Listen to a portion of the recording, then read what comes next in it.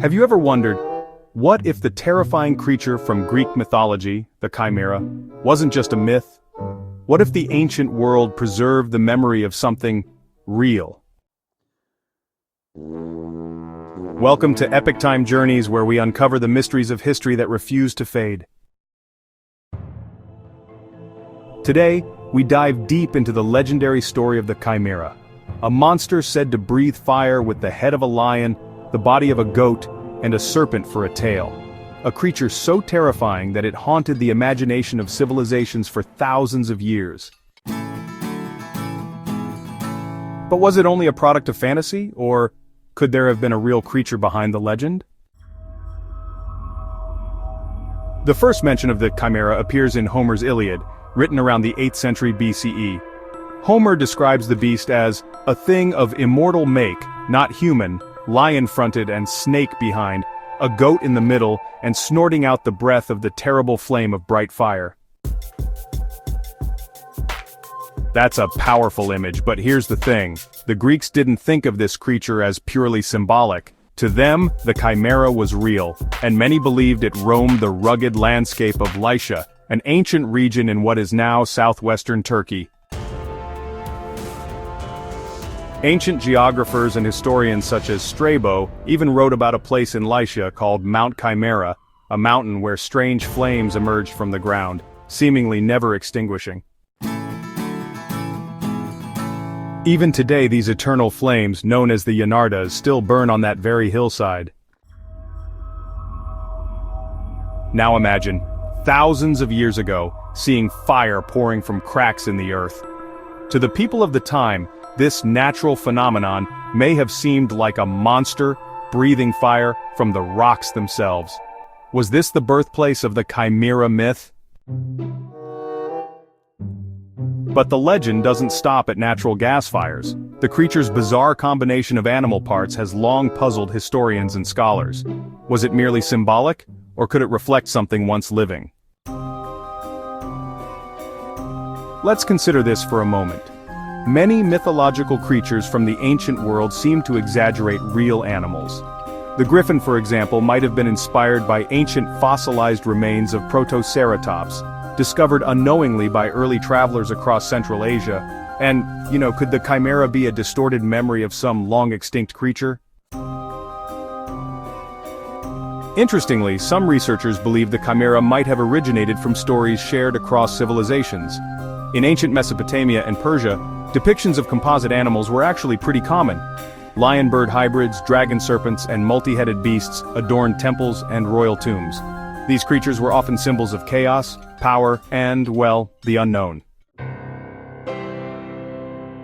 Could the Chimera have evolved from one of these older traditions? The idea isn't far-fetched. But here's where it gets even stranger. Archaeological digs in Anatolia have unearthed statues and carvings of creatures that resemble chimeric animals, sometimes a lion's head, with wings or snakes intertwined. Some of these date back to the Hittite civilization, over 1,000 years before Homer's writings. Was the Chimera a holdover from even older folklore? And what about the fire? Mount Chimera's never-ending flames still burn today. Scientists explain this phenomenon as the result of methane and other gases seeping through cracks in the earth. But to the ancient mind, fire that burns without fuel would have been nothing short of magic. It's not hard to imagine a shepherd or traveler encountering these eerie flames and crafting tales of a fire-breathing beast. Now let's examine another layer of the myth. The Chimera wasn't just any monster, it was the offspring of two infamous creatures, Typhon and Echidna. Typhon, a giant so massive he challenged the gods themselves, and Echidna, half woman half snake, considered the mother of monsters. Together they created many of Greek mythology's most terrifying beasts: Cerberus, the multi-headed dog, the Hydra, and of course the Chimera. These stories reflect something deep in the ancient psyche, fear of the unknown, of the unnatural, and perhaps of nature itself. But could they also point to mankind's ancient encounters with real, now-extinct megafauna? Giant lizards, massive snakes, or even saber-toothed predators whose bones were found but never understood? It's possible. Some paleontologists and historians argue that myths like the Chimera could stem from early fossil discoveries. In areas rich with limestone and volcanic activity, like Lycia, fossils are often exposed by erosion. Imagine a shepherd stumbling upon a jumbled fossil bed, where the bones of a lion, a goat, and a snake had washed into a single gully. To someone without modern science, the conclusion might be obvious. This was once a single beast. And then there's the possibility of ancient genetic knowledge far beyond our understanding. While purely speculative, some alternative historians have theorized that myths like the Chimera might be remnants of ancient experimentation, attempts to blend different animals told through allegory and symbol. While there's no evidence to support that idea, it does raise the question, why do so many ancient cultures share similar composite creatures? From the Egyptian Sphinx to the Assyrian Lamassu, from the Chinese Qilin to the Indian Makara, chimeric beasts appear everywhere. Coincidence, or is it something deeper?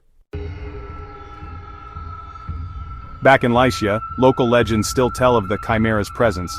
Tourists who visit the Flaming Rocks are sometimes warned of strange shadows and, eerie noises. Some even claim to see serpentine shapes in the flickering light. Of course, these are probably just stories told to entertain. But still, the myth refuses to die. The story of the Chimera is more than just a tale of terror. It's a glimpse into the ancient mind, how people explained the strange and unexplainable, how natural wonders became sacred, and how terrifying beauty could be carved into myth.